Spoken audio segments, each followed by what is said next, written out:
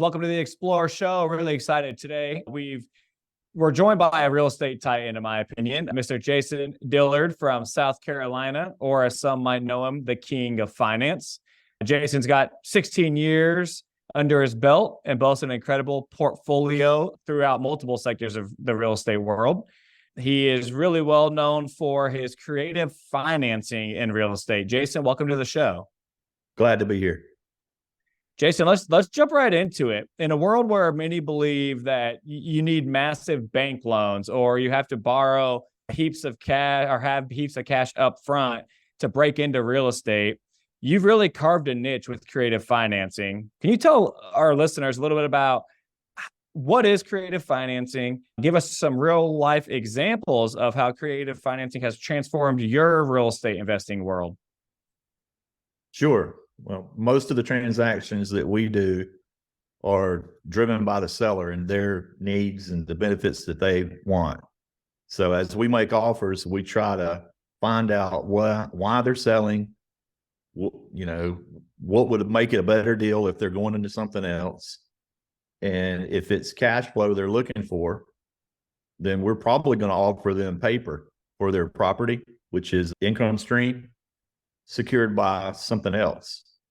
And that's kind of how we raise money, because if we give them a note mortgage or a note in deed of trust secured by something else, we can then sell what they have, and that generates the cash for us to do the transaction that we're attempting to do. So that's the basics of one of the strategies.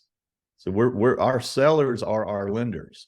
So it's kind of a weird scenario, whereas instead of me going to the bank and borrowing the money to do a transaction, I'm making offers all the time, and the sellers become our lenders. Now, we also have people that just have cash that get to know us and they want to lend us money too.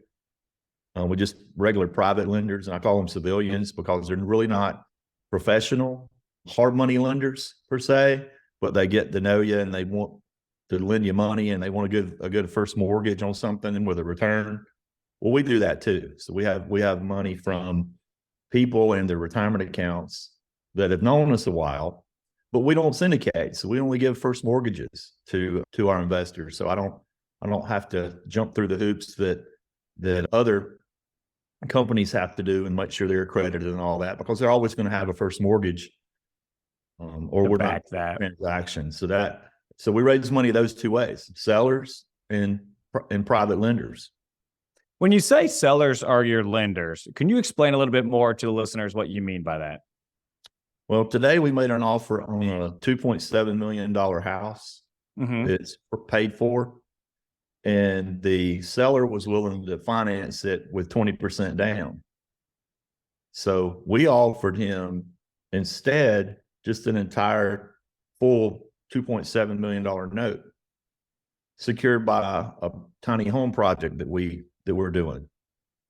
So that owner doesn't need the money. He needs to get rid of this second home. He's tired of dealing with it. His return he's making right now on the house is negative because he's paying taxes and insurance, doing maintenance and repairs and power bill and landscaping, HOA. And what we're going to do is take his equity and give him a note mortgage that actually makes a payment to him every month. And then we can sell the house. So we go to cash. He goes to the note mortgage. So even if we sell it for less than 2.7, whatever we sell it for, that's what we have. And the interest rate that he was offering is a low rate. So we can give him the rate he wants on the 2.7 and still sell the property for 2, and it'd be like borrowing at bank rates. So it's just a unique way to raise cash from sellers. And once that seller becomes a lender, they're my best friend. They're my lender. They're important to me. I want to make sure they're safe. I want to make sure they get their payment every month. I want to make sure that when I do sell that asset, they're okay letting me give them collateral on another asset, so I can use their equity over and over again. So it's the deal beyond the deal that makes the creative financing really, really work, because every lender, every seller, every exchanger, every 1031 person that buys something from us that we lease back, we want to keep them happy, and we want to walk them forward. You've heard me say walk the mortgage or walk the investor that owns the property. We'll buy it back, get them into something a little bit better. And better is dependent upon the person. Yeah. Better to me is more cash flow. Better to you might be more write-offs. Yep. Better to the guy that has the big nice second home is I don't have to think about it no more. I mean, it's just that simple. I don't have to think about it. Give me some money every month. So it's is your standard client then, or you're looking for people mainly with paid off mortgages or very low debt on their mortgages, very minimum owed. Is that correct? That helps.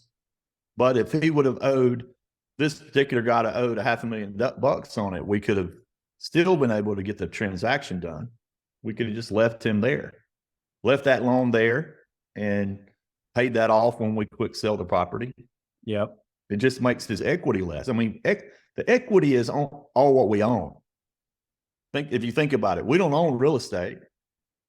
We own the equity that the real estate provides us. So if I've got a $2 million property and I owe $1 million on it, that $1 million in equity is all that's mine. So when I look at what you have, as soon as we knew he's got a $2.7 million paid for piece of real estate, first thing I thought is 2.5 in cash. To me, it's cash because I can sell it.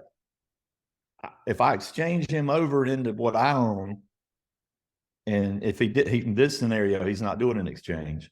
But let's say he wanted to exchange over into something that I own, and I exchange over into his, and what I paid for mine is the same thing I paid for his. I can go to cash without a tax.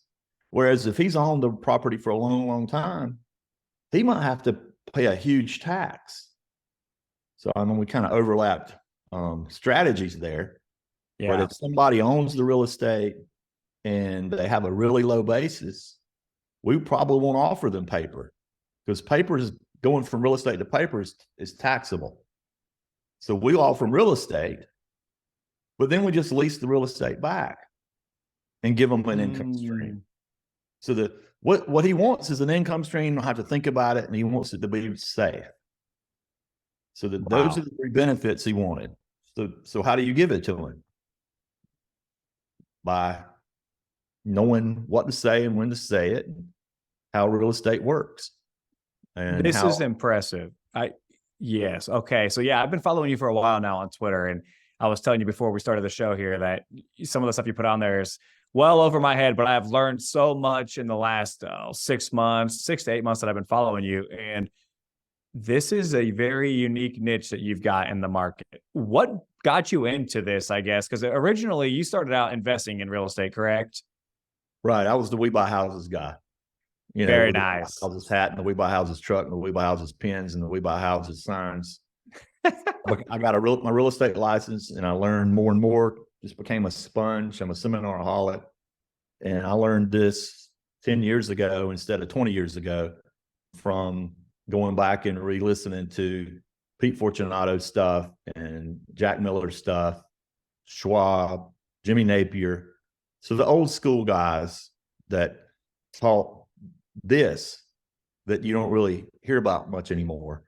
That's how I learned it. Plus going to the marketing meetings that we attend where we exchange properties with one another. It's another way to learn how to do these type of strategies. So I'm a member of the Society of Exchange Counselors, and we have a meeting every other month somewhere.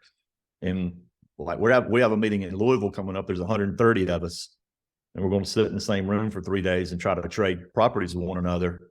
Wow. Or real estate for cash, or real estate for paper, or paper and cash for real estate, and try to make sure we give one another benefits better than what we have now. So we want to improve the situation that both sides have so that the transaction can happen. And as brokers, a lot of fees are earned. So the brokers there earn a lot of commissions.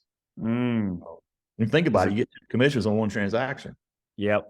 Nope. That makes complete sense. Interesting. So the broker is still getting paid on these deals. Oh yeah. The broker's got to get paid. And the brokers that know how to do this are the experts that can get you can have 2 or 3 clients your entire life, because 2 or 3 years from now, that same client's property may not give the benefits that they're hoping that they need anymore. Yeah. They may already added the value and it's time to exchange it up. It may be that they're making a ton of money now and they need more write-offs. It may be that they went through a divorce and they got to liquidate it and give half of it to their, over half of it to their ex. It just depends. So, and that one burns the worst. Yeah. Yeah. Where did you start? So when you got into exchanging paper and doing the creative financing world, how did you start, I guess? Were you going after people that were looking for maybe 1031 type exchanges that had some tax problems, or what was your main focus getting into it? Well, as far as when I first started learning how to do what I do now, I went to marketing sessions. I went to equity marketing sessions. Now I host one here in Greenville, South Carolina. You can go and Google equity marketing sessions and find where there may be some smaller ones that are hosted all over the country.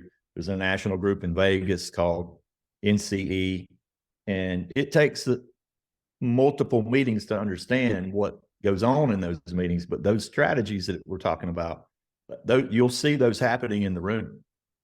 Those things that are the offers that I'm making outside the room, I learned how to make them in the room. And again, if I go to one of these probably once a month at least, and you just keep learning more and more and more and more ways to get transactions done that you would have never thought of before, because I'm not that smart. I'm just specialized. I didn't, there's nothing special about what I can do. I've just focused on learning how to do it. Yeah.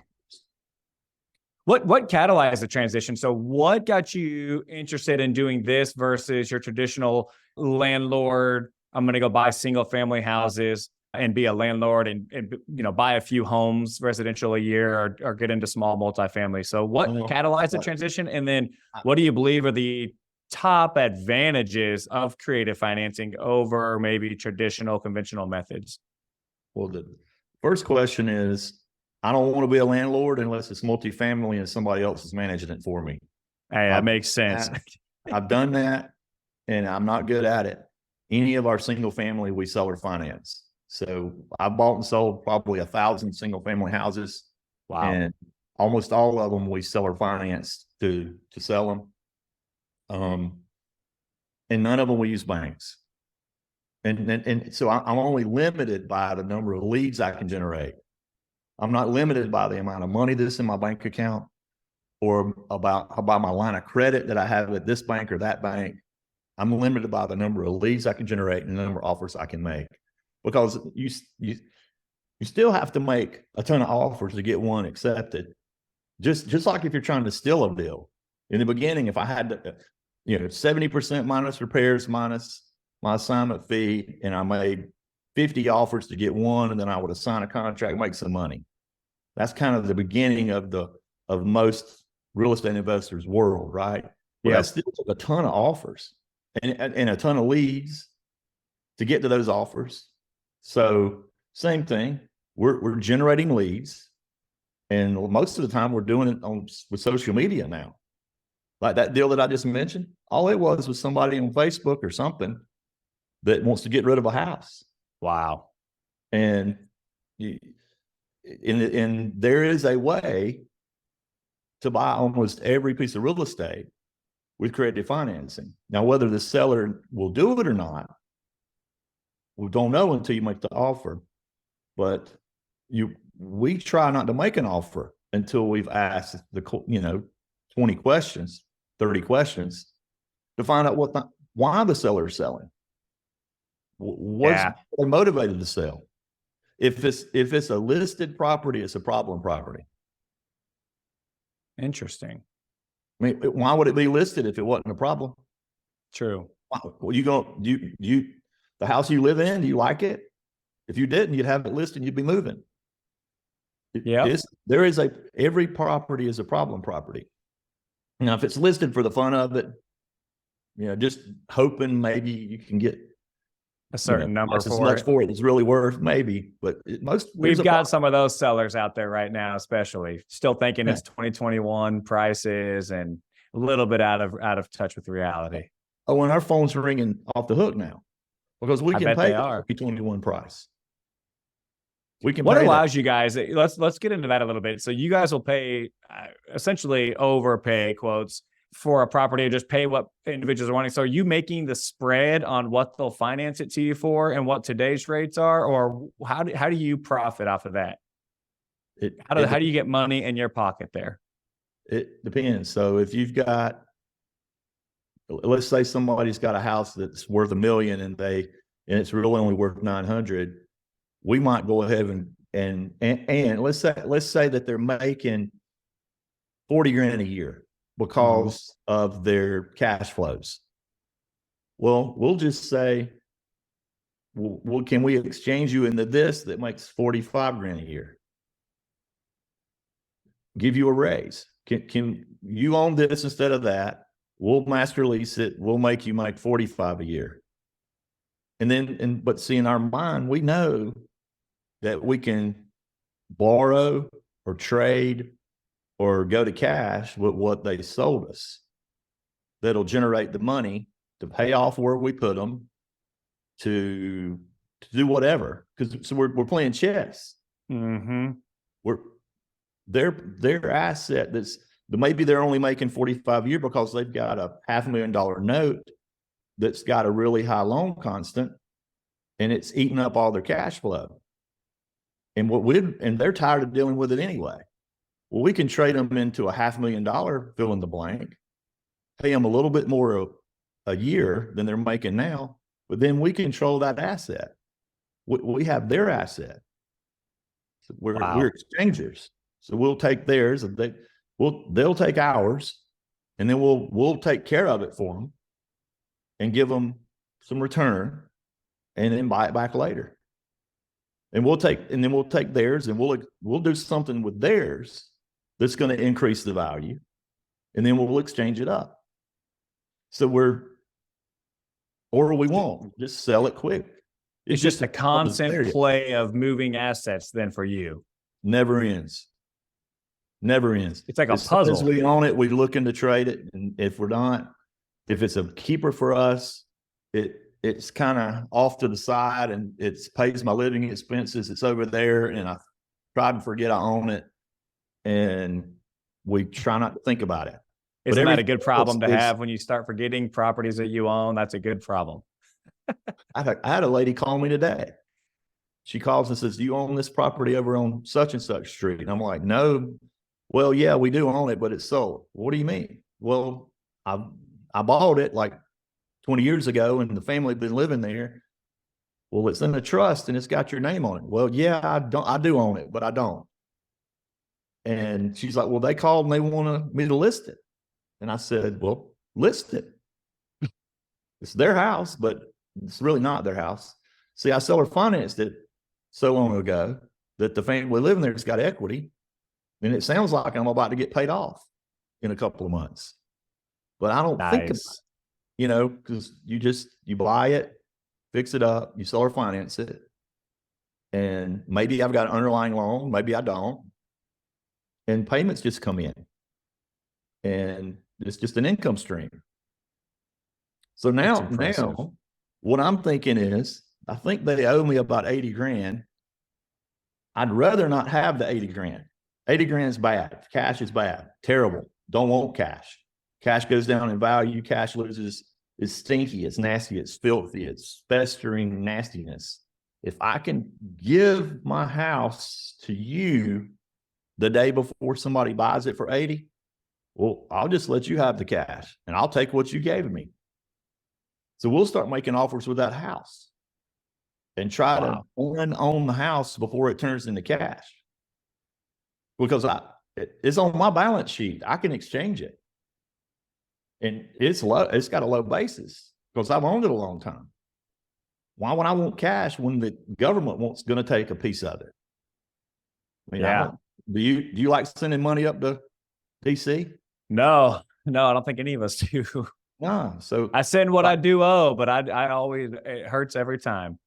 yeah. I mean, I had a year one time where the CPA called me and said, y'all had a real good year. You're going to owe all this money. And I'm like, well, where is it? We don't have any money in the bank. And they go, well, you owe it. You had a great year. And I didn't know that you had to make money to pay off stuff. So I was being smart, paying off stuff. And we paid off a handful of houses and didn't have the money to pay the tax. Isn't that crazy? We refinanced some houses just to pay the tax. And then I realized that a bunch of our payments were a bunch of principal, which is taxable. You know, principal in your payment is taxed. Yep. We refinanced everything to interest only that we could and started losing money from then on. So I hadn't made any money since then. It's all just a game. We make cash flow. Yep. But we do our best to continue pushing out our taxable events as much as we can by exchanging. Yep.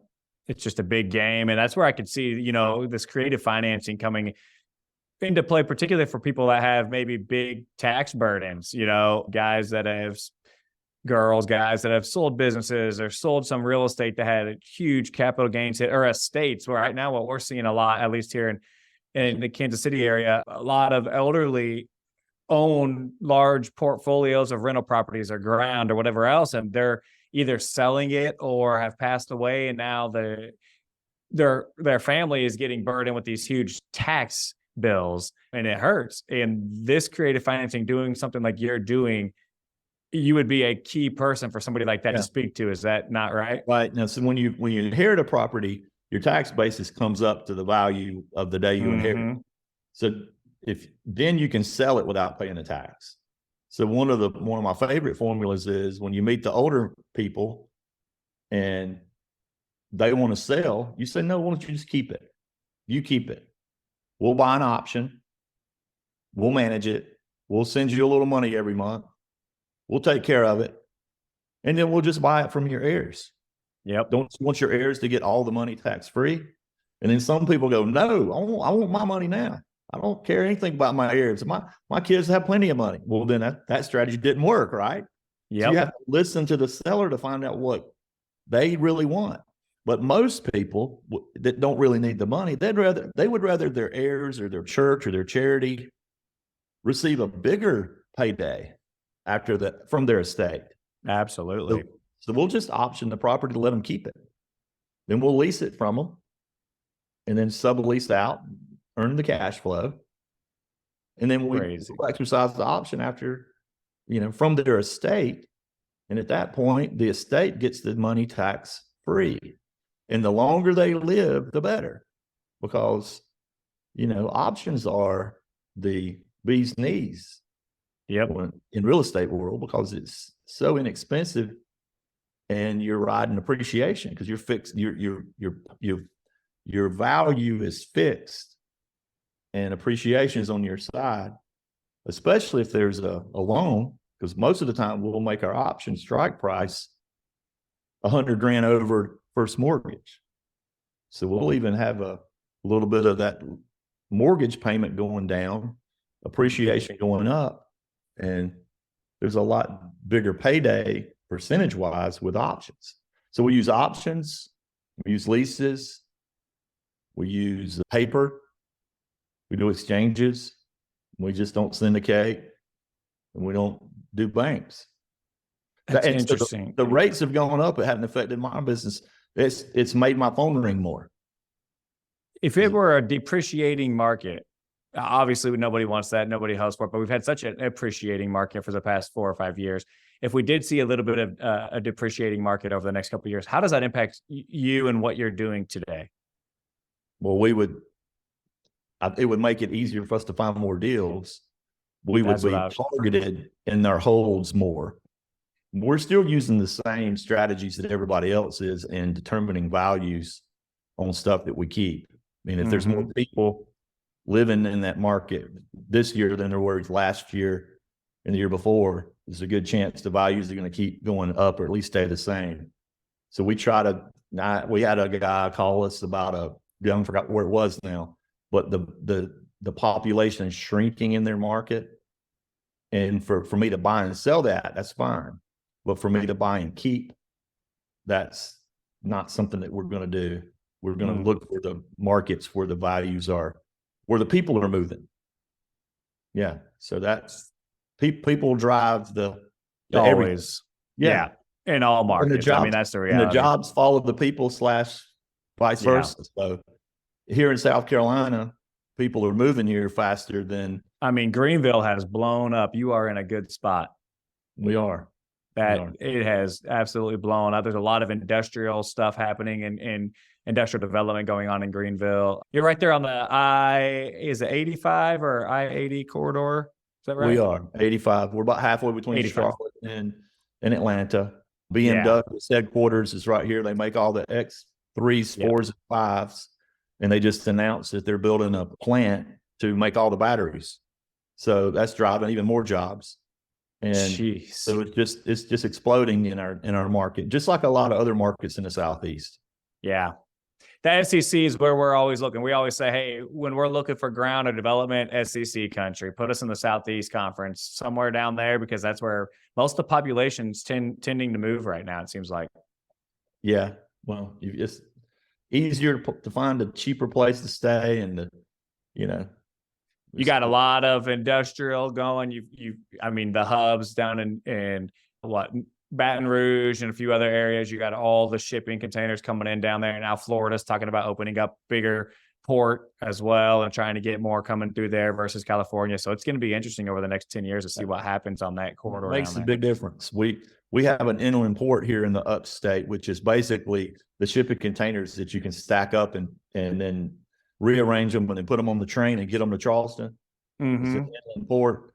So if you ship something from anywhere in the world and you're in Tennessee, you're going to send it here first, or or it's going to come here first and then get on a truck to go to Tennessee, because we have that inland port, and that we've had that for about 10 years. And then of course it explodes all around it, industrial, and that drives the jobs, it drives the housing, that drives the retail, everything just grows all around it. Yeah.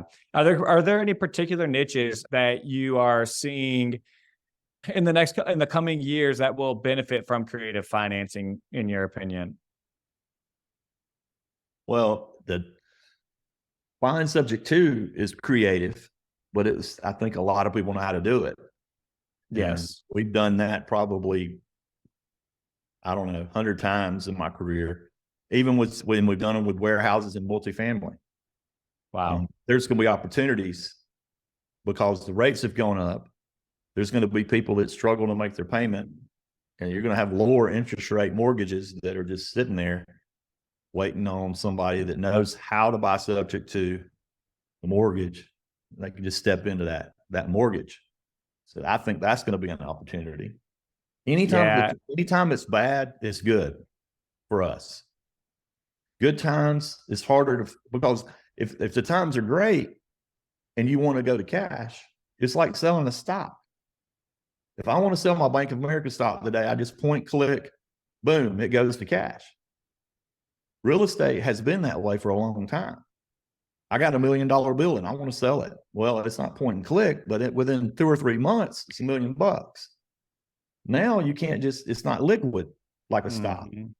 Now, a stock that's trading for $10 a share, I can't buy it for $5 a share. But that building will appraise for $1 million, if the seller gets in a bind and the roof's leaking and their balloon payment's coming, I can buy that building for $500,000. So I own real estate because I'm buying at discounts or with terms. Yep. And I can't do that with stocks. I can buy a call with a stock and hope it goes up. Yeah. But exactly. But it's going to expire. Whereas when I do that in real estate, I can buy one that's going to roll. We can roll our option forever. I love it. Just constantly rolling it, playing with the puzzle, moving things around. It is a very unique niche that you guys are in. I have an example or a question for you then. I've got a client, they have a commercial building. He owes nothing on it. He would love to sell it, but he's got a price on it that's, I want to say it's crazy out of line, but it's up there, top of its point. But he would really just like to create the cash, I believe, and quit dealing with the tenants. There are two of them are occupied. There's two others that aren't currently. Say he wanted to sell it for $1 million. What would you advise somebody like that to do, or how would you? Why does he want to sell? He doesn't want to deal with the tenants anymore, and he would just like some of the cash. He doesn't need the cash. How much does he net right now? What does he get to take home every year? About $65,000 currently, and it is under rented. And that's after taxes, insurance, maintenance, repairs, vacancy management. Yep, correct. And what is $1 million the real price he wants for the property? It is. Okay. It's actually like $979, I think, but $1 million makes this easier. But this 65 a year, he may or may not make that if the tenants don't pay. Exactly. Right. Yep. So if I could give him 50 grand a year, no matter what, for sure, and secure him with something that's worth $2 million. The reason why he wouldn't take something I can exchange him into that's worth $2 million, but he only gets to make 50 grand a year. You think any reason why he wouldn't do that? I don't know. I guess he would likely ask, okay, what are my tax implications? Because if he sells that for $1 million, but he's not selling this. No, we'll exchange him. What do you think his basis is? Oh, dirt cheap. He's on these things for 50 years. Yeah. So he don't want to sell them and take the hit. So we'll exchange him into something that we have for the $1 million. Then we'll master lease it back for 50 grand a year. And he'll make 50 grand a year just by mailbox money. He still owns the property of something free and clear. If something goes wrong, he already owns it. Hopefully we'll find him something that's worth more than what he owns that makes it safer. Because a big benefit to the older folks is safety. I would rather have 50 grand a year and own something worth $1.5 million than maybe make 65 a year on something that's not worth $1 million. You just told me it's not really worth $1 million. Yeah, it's probably worth a little bit under there for sure. But what do you think it would sell for? All cash. Oh, high 8 probably. Okay, so let's say I could get $850 for it. If I sell it for $850 and I'm paying you 50 grand a year, am I not borrowing cheaper than bank rates? Yep. Or right at bank rates? Yep. That's the kind of offer we would make it. And we wouldn't negotiate price. We would negotiate our payment, our annual payment. Yep. And he needs to be, the benefit he's seeking needs to be safety and no management. Otherwise, I wouldn't make that offer. So I would ask him 20 questions and find out what he's trying to do. Why? Why are you selling? What would you do with the cash if you had it? Is there going to be a big tax if you sell it? All kind of questions to try to figure out what the smartest strategy is to get him where he wants to go. And it also gives me a benefit. Yeah. Man. So you can make that offer. And I will definitely put that in front of him. That is a very... What is 5 divided by 8.5? If that was an interest-only payment, which is just like a triple net lease back. Yeah. I just borrowed money at 5.8%. That's my cost of money. If I could only sell it for $850, does that make sense? So that makes traded him over. I sell it for $850. I've got $850. I'm paying him 50 grand a year, interest only, with a balloon coming out in a long time. See, in that scenario, I've got to wait and buy it back from him a long time from now. But in the meantime, it's only costed me 5.88%, which is cheaper than banks today. Yep. Wow. And No, it that makes gives me the complete cash to sense. do the next transaction. So what we're doing is we're raising cash to buy something in front of us that we own free and clear, that then we can put somebody on or sell it to them and stabilize it. Well, then we raise cash on what we bought from them, buy something in front of us that we own free and clear. Mm-hmm. And it's just a, Just keep going. yes, Holy sir. moly. Let's run another scenario. So, okay, let's say that I have $2 million worth of property, rental properties. Okay. They're multiple residential properties. I owe about $1 million on them. So I've got about $1 million in equity, bringing in $15,000 a month. After taxes, everything, probably bringing in $8-ish thousand bucks a month. After management, taxes, everything else. What would you advise? Or if I What about wanted the debt? to, Does that include the debt service? including debt service, everything. Yep. How much of that 15 is debt service? It would, it's a note on it. It's about 7. Hang on a second. That doesn't include debt service. I apologize. It would be, and I'm just making some of these numbers up, but it's somewhat of a real scenario, to be honest. So it would be debt service of about 7,000 and then another 5,000. So the cash flow would only be about 4,000 a month, I believe. Okay. 3 to 4,000 a month. So Cash here's flow. what I would do if I was, let's assume you're the owner. Yeah. So how do you feel about making 3.6% on your equity? Personally, probably wouldn't take it. Okay. So you're making $3,000 a month. You got $1 million in equity, 3.6. 36,000 a year. I went to Mhm. Clemson. So can you get a calculator out and do the math for me? I don't understand. Let's see here. Yeah. 36,000. You like earning 30.6% with your equity. That's what you enjoy. No.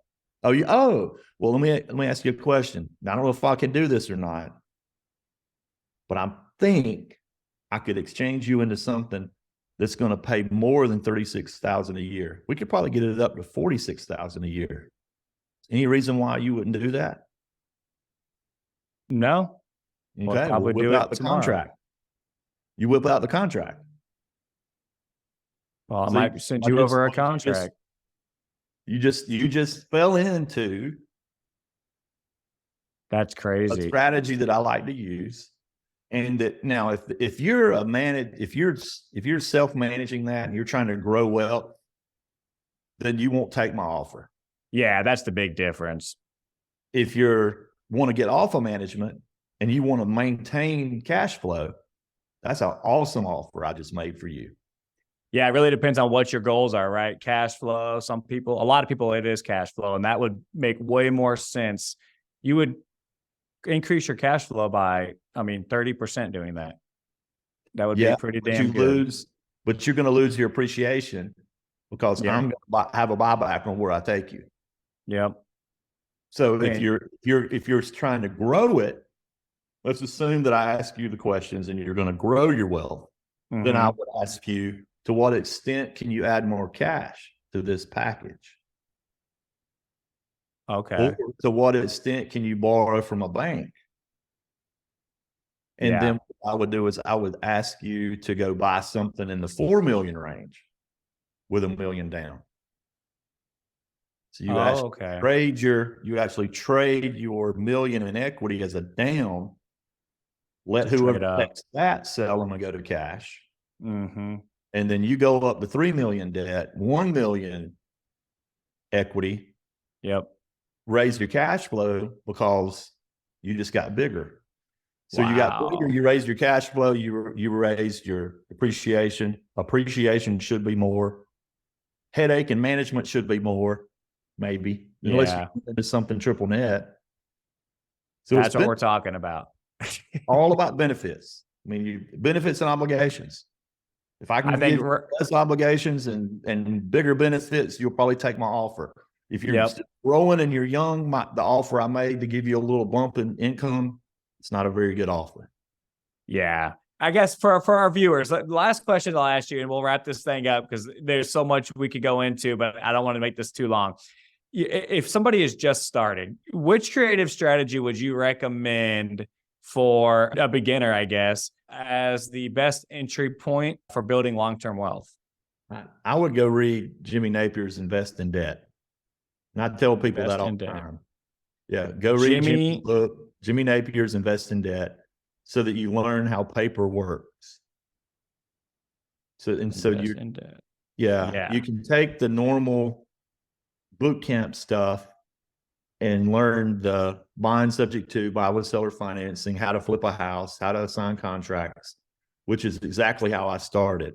But until I learned how options work and how paper works, it didn't click in my head. So that Invest in Debt, Jimmy Napier, is the book I would read first. And then anything by Jack Miller. Jack Miller is my favorite. And Jack's not with us any longer, but he was amazing. And Pete Fortunato too. I've been to all Pete Fortunato's classes, and he's still living in Tampa. He still does classes. And the gurus charge you $10,000 to come to a boot camp. Mm-hmm. He still charges $500-$600. So he's not doing it for the money. He's doing it because he enjoys it. I love that. So those are the three places I would go first. I'm gonna have to dig in. Exchanger group, I'd go to those. If I could find a local exchanger group, I'd go to those. And I'm a real estate broker. So I went ahead and got my real estate license way back when, just to save money on commissions on the houses I was flipping. Yep. So no, that makes complete sense. That'll give you it's very dry and boring, but at least you'll understand how the brokers think if you get your license. And you can attend our bigger exchange meetings. You have to be licensed to come to our big meetings. Got it. No, I love it. This is awesome stuff. And I'm going to definitely dig in some more because I understand what's going on. I will be honest. I'm still a little bit trying to put it all together. I had to write things down and really see them on paper to understand them half the time. But I will definitely be in touch with you because I've got some questions outside of this that we're going to go over, and maybe actually a deal or two to send your way for some opportunities that I've been presented with here in the last couple of weeks here in the Kansas City market. So we will definitely be talking. Before we wrap up, where can people find you on social? Let's leave with that. And then we will also add all these links into our show notes at the bottom. I'm on X, formerly known as Twitter, RE Exchanger. So RE Exchanger with an O at the end. And he's always putting out great content on there and stuff that will blow your mind, especially if you don't understand the options world. But like I said, that's where I found you. You and Casey Merkel, he's awesome. You guys, I see you going back and forth all the time. It's pretty interesting to see how you guys rock and roll and just crush the option world. He's so smart.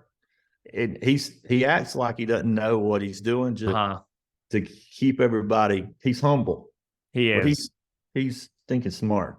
That guy is very intelligent, and he has grown immensely very quickly. He knows what he's doing, and he is always open to helping people, which is awesome. He's helped us on a few different things. So, well, we greatly appreciate your time today. Thank you so much for coming on the show. And if we can ever help you out, anything, please do reach out to our listeners. Thank you so much. Please reach out with any requests. We'll talk to you guys soon.